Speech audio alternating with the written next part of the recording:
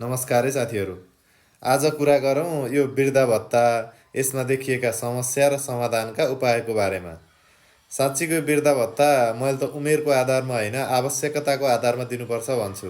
किन आवश्यकताको आधारमा भनेको हुँ भने इन्डियन आर्मी, ब्रिटिस आर्मी अथवा अरू सिङ्गापुरे आर्मी जसले पेन्सन खाइरहनु भएको छ, उहाँहरूको बुढाबुढी नै 70 वर्ष काट्नुभयो भने नेपाल सरकारले वृद्ध भत्ता दिन्छ र यो दिनुपर्ने खास जरुरी छैन। यसको उदाहरण मेरै बुवा आमा पनि हो। अर्को बजारमा करोडौँको घर छ, घरबाट घरबाल उठाइरहेको छ अथवा उद्योग धन्दाको नै मालिक छ, यस्तालाई पनि सरकारले वृद्ध भत्ता दिएर पाल्नु चाहिँ पर्दैन।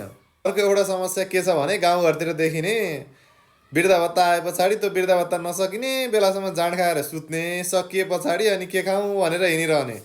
अनि समाधानको उपाय यो आवश्यकता नै नभएकाहरूलाई त राज्यले पहिचान गरी कटौती गरिदिए भइहाल्यो र रक्सी खाएर सुत्नेहरूलाई एउटा कार्डको व्यवस्था गरौँ र यो ड्राइभिङ लाइसेन्समा जस्तै मापसे चेक गरेर उनीहरूलाई पुवाल पार्ने व्यवस्था गरौँ। यदि भत्ता बुझेर उनीहरू 4 पटक अथवा 5 पटकसम्म त्यस्तै व्यवहार देखाइरह्यो भने उनीहरूलाई भत्ता कटौती गरिदिउँ।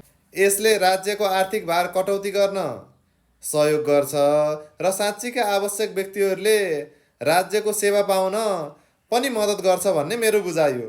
तर मेरो मात्रै बुझाइ सर्वोपरि चाहिँ होइन। यस्तै हजारौँ विकल्पमा छलफल गर्न सकिन्छ र यसलाई व्यवस्थित भने गर्न सकिन्छ। भिडियो मन परे पनि नपरे पनि च्यानल सब्सक्राइब गरेर चाहिँ जानु है। धन्यवाद।